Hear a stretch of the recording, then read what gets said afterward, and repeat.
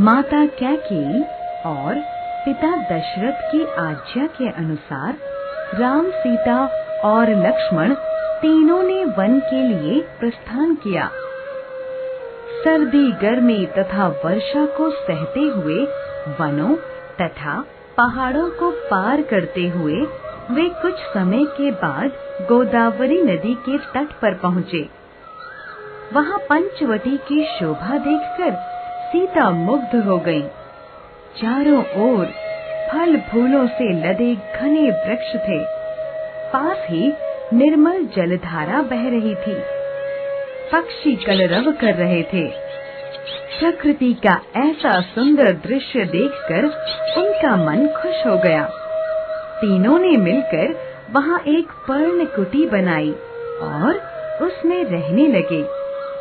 एक दिन लंका के राजा रावण की बहन शूर्पणखा एक सुंदर स्त्री का वेश बनाकर राम के सामने आई और कहने लगी, मैं राजकुमारी हूँ, तुम मुझसे विवाह कर लो। श्री राम ने उसे अपने भाई लक्ष्मण के पास भेज दिया।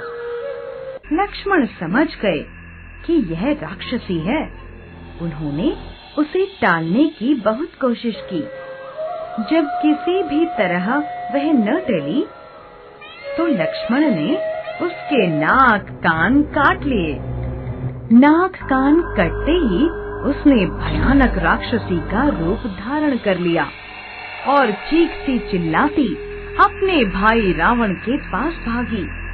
वहाँ जाकर बोली, पंचवटी में 2 राजकुमार एक सुंदर स्त्री के साथ ठहरे हुए हैं। उन्होंने ही मेरा यह अपमान किया है। रावण ने जब यह सुना तो वह आग बबूला हो उठा। उसने बहन के अपमान का बदला लेने की ठानी।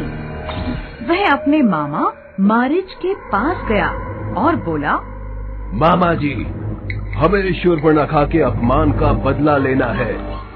आप स्वर्ण मृग बनकर मेरे साथ पंचवटी चलिए। मारीच ने रावण को बहुत समझाया कि श्री राम से वैर करना अच्छा नहीं। श्री राम से वैर करना अच्छा नहीं, किंतु रावण न माना। अंत में मारीच ने स्वर्ण मृग बनना स्वीकार कर लिया। स्वर्ण मृग बनकर मारीच पंचवटी आया। सीता ने उसे देखा तो उसके रूप पर मुग्ध हो गई। इससे पहले उन्होंने सोने का हिरन कभी नहीं देखा था।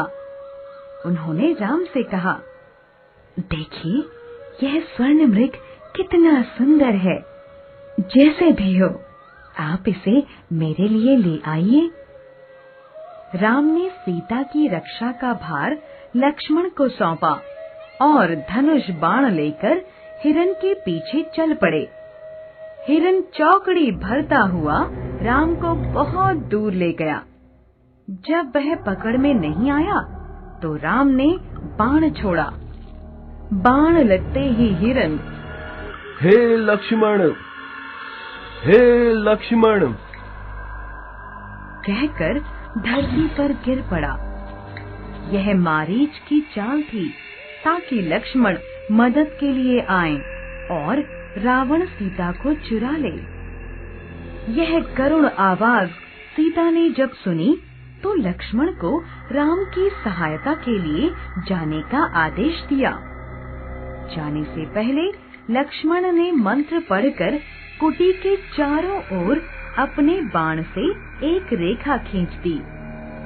फिर सीता से कहा, भाभी, यह रेखा आपकी रक्षा करेगी। आप इसके बाहर मत निकलना। लक्ष्मण के जाते